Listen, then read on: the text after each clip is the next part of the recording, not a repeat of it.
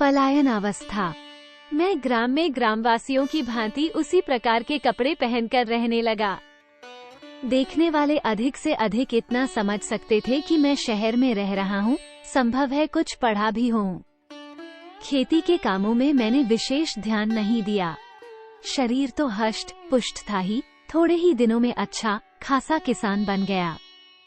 उस कठोर भूमि में खेती करना कोई सरल काम नहीं।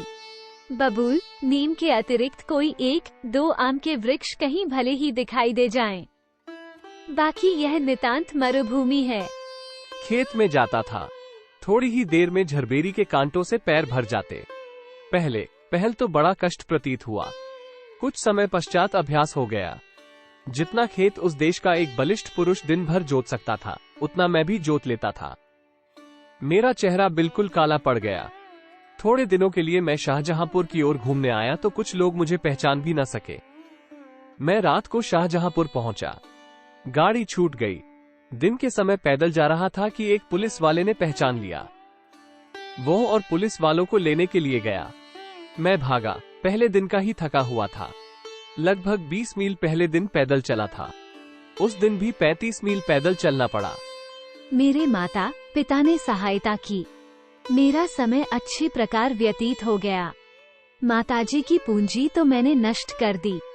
पिताजी से सरकार की ओर से कहा गया कि लड़के की गिरफ्तारी के वारंट की पूर्ति के लिए लड़के का हिस्सा, जो उसके दादा की जायदाद होगी, नीलाम किया जाएगा। पिताजी घबराकर 2000 के मकान को 800 में तथा और दूसरी चीजें भी थोड़े दामों में बेचकर शाहजहांपुर छोड़कर भाग गए। 2 बहनों का विवाह हुआ। जो कुछ रहा बचा था वो भी व्यय हो गया। माता पिता की हालत फिर निर्धनों जैसी हो गई। समिति के जो दूसरे सदस्य भागे हुए थे, उनकी बहुत बुरी दशा हुई। महीनों चनों पर ही समय काटना पड़ा। 2-4 रुपये जो मित्रों तथा सहायकों से मिल जाते थे, उन्हीं पर ही गुजर होता था। पहनने के कपड़े तक न थे। विवश हो रिवाल्वर तथा बंदूकें बेची, तब दिन कटे। किसी से कुछ कह भी न सकते थे और गिरफ्तारी के भय के कारण कोई व्यवस्था या नौकरी भी न कर सकते थे। उसी अवस्था में मुझे व्यवसाय करने की सूझी। मैंने अपने सहपाठी तथा मित्र श्रीयुत सुशील चंद्र सेन, जिनका देहांत हो चुका था, की स्मृति में बंगला भाषा का अध्ययन किया। मेरे छोटे भाई का जन्म हुआ तो मैंने उसका नाम सुशील चंद्र रखा। मैंने विचारा कि एक पुस्तकमाला निकालूं, लाभ भी होगा। कार्य भी सरल है। बंगला से हिंदी में पुस्तकों का अनुवाद करके प्रकाशित करवाऊंगा। अनुभव कुछ भी नहीं था। बंगला पुस्तक निहिलिस्ट रहस्य का अनुवाद प्रारंभ कर दिया।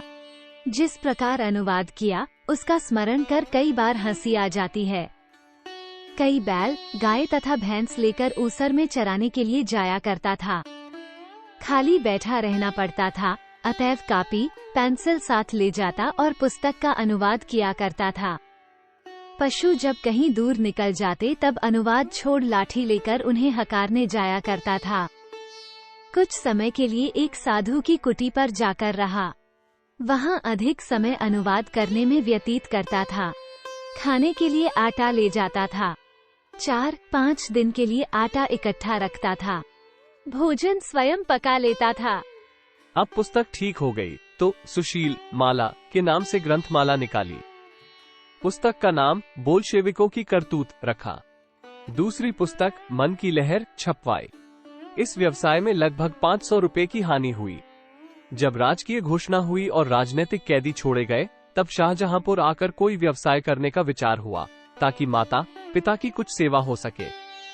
विचार किया करता था कि इस जीवन में अब फिर कभी आजादी से शाहजहांपुर में विचरण न कर सकूंगा, पर परमात्मा की लीला अपार है। वे दिन आए, मैं पुनः शाहजहांपुर का निवासी हुआ। पंडित गेंदलाल दीक्षित, आपका जन्म यमुना तट पर बटेश्वर के निकट मई ग्राम में हुआ था। आपने मैट्रिकुलेशन 10वां दर्जा अंग्रेजी का पास किया था। आप जब औरैया जिला इटावा में D0A0V0 स्कूल में टीचर थे, तब आपने शिवाजी समिति की स्थापना की थी, जिसका उद्देश्य था शिवाजी की भांति दल बनाकर लूटमार करवाना, उसमें से चौथ लेकर हथियार खरीदना और उस दल में बांटना। इसकी सफलता के लिए आप रियासत से हथियार ला रहे थे, जो कुछ नवयुवकों की असावधानी के कारण आगरा में स्टेशन के निकट पकड़ लिए गए थे। आप बड़े वीर तथा उत्साही थे, शांत बैठना जानते ही न थे। नवयुवकों को सदैव कुछ न कुछ उपदेश देते रहते थे। एक एक सप्ताह तक बूट तथा वर्दी न उतारते थे। जब आप ब्रह्मचारी जी के पास सहायता लेने गए तो दुर्भाग्यवश गिरफ्तार कर लिए गए। ब्रह्मचारी के दल ने अंग्रेजी राज्य में कई डाके डाले थे। डाके डालकर ये लोग चंबल के बीहड़ों में छिप जाते थे। सरकारी राज्य की ओर से ग्वालियर महाराज को लिखा गया। इस दल के पकड़ने का प्रबंध किया गया। सरकार ने तो हिंदुस्तानी फौज भी भेजी थी, जो आगरा जिले में चंबल के किनारे बहुत दिनों तक पड़ी रही। पुलिस सवार तैनात किए, फिर भी ये लोग भयभीत न हुए। विश्वासघात में पकड़े गए। इन्हीं का एक आदमी पुलिस ने मिला लिया। डाका डालने के लिए दूर एक स्थान निश्चित किया गया, जहां तक जाने के लिए एक पड़ाव देना पड़ता था। चलते चलते सब थक गए, पड़ाव दिया गया। जो आदमी पुलिस से मिला हुआ था, उसने भोजन लाने को कहा, क्योंकि उसके किसी निकट संबंधी का मकान निकट था। वह पूड़ी बनवा कर लाया। सब पूड़ी खाने लग गए। ब्रह्मचारी जी, जो सदैव अपने हाथ से बनाकर भोजन करते थे या आलू अथवा घुइयां भून कर खाते थे, उन्होंने भी उस दिन पूड़ी खाना स्वीकार किया। सब भूखे तो थे ही, खाने लगे। ब्रह्मचारी जी ने एक पूड़ी ही खाई, उनकी जबान ऐंठने लगी और जो अधिक खा गए थे वे गिर गए। पूरी लाने वाला पानी लेने के बहाने चल दिया। पूड़ियों में विष मिला हुआ था। ब्रह्मचारी जी ने बंदूक उठाकर पूरी लाने वाले पर गोली चलाई। ब्रह्मचारी जी का गोली चलाना था कि चारों ओर से गोली चलने लगी। पुलिस छिपी हुई थी। गोली चलने से ब्रह्मचारी जी के कई गोली लगी। तमाम शरीर घायल हो गया। पंडित गेंदालाल जी की आंख में एक छर्रा लगा। बाईं आंख जाती रही। कुछ आदमी जहर के कारण मरे, कुछ लोगी से मारे गए। इस प्रकार 80 आदमियों में से 25-30 जान से मारे गए। सब पकड़कर ग्वालियर के किले में बंद कर दिए गए। किले में हम लोग जब पंडित जी से मिले, तब चिट्ठी भेजकर उन्होंने हमको सब हाल बताया। एक दिन किले में हम लोगों पर भी संदेह हो गया था। बड़ी कठिनता से एक अधिकारी की सहायता से हम लोग निकल सके। जब मैनपुरी षड्यंत्र का अभियोग चला, पंडित गेंदालाल जी को सरकार ने ग्वालियर राज्य से मंगाया। ग्वालियर के किले का जलवायु बड़ा ही हानिकारक था। पंडित जी को क्षय रोग हो गया था।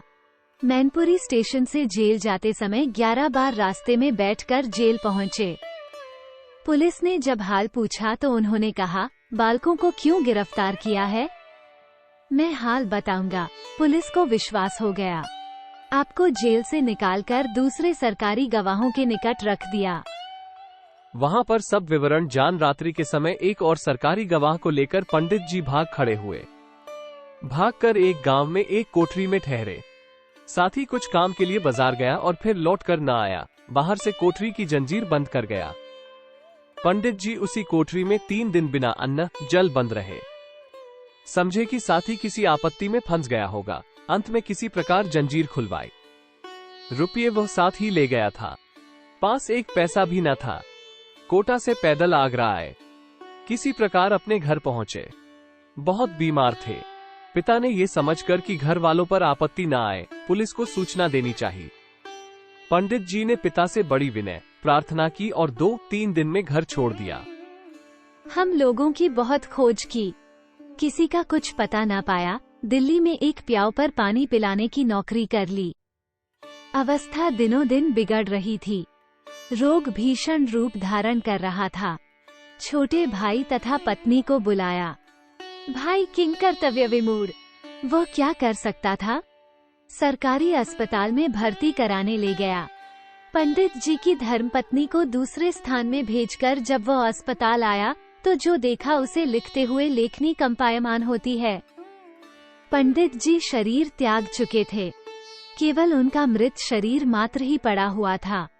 स्वदेश की कार्य सिद्धि में पम शून्य गेंदालाल जी दीक्षित ने जिस निस्सहाय अवस्था में अंतिम बलिदान दिया, उसकी स्वप्न में भी आशंका नहीं थी। पंडित जी की प्रबल इच्छा थी कि उनकी मृत्यु गोली लगकर हो। भारतवर्ष की एक महान आत्मा विलीन हो गई और देश में किसी ने जाना भी नहीं। आपकी विस्तृत जीवनी प्रभा मासिक पत्रिका में प्रकाशित हो चुकी है। मैनपुरी षड्यंत्र के मुख्य नेता आप ही समझ गए थे। इस षड्यंत्र में विशेषताएं ये हुई कि नेताओं में से केवल 2 व्यक्ति पुलिस के हाथ आए, जिनमें गेंदालाल दीक्षित एक सरकारी गवाह को लेकर भाग गए, श्रीयुत शिवकृष्ण जेल से भाग गए, फिर हाथ न आए। 6 मास के पश्चात जिन्हें सजा हुई वे भी राजकीय घोषणा से मुक्त कर दिए गए। खुफिया पुलिस विभाग का क्रोध पूर्णतया शांत न हो सका और उनकी बदनामी भी इस केस में बहुत हुई।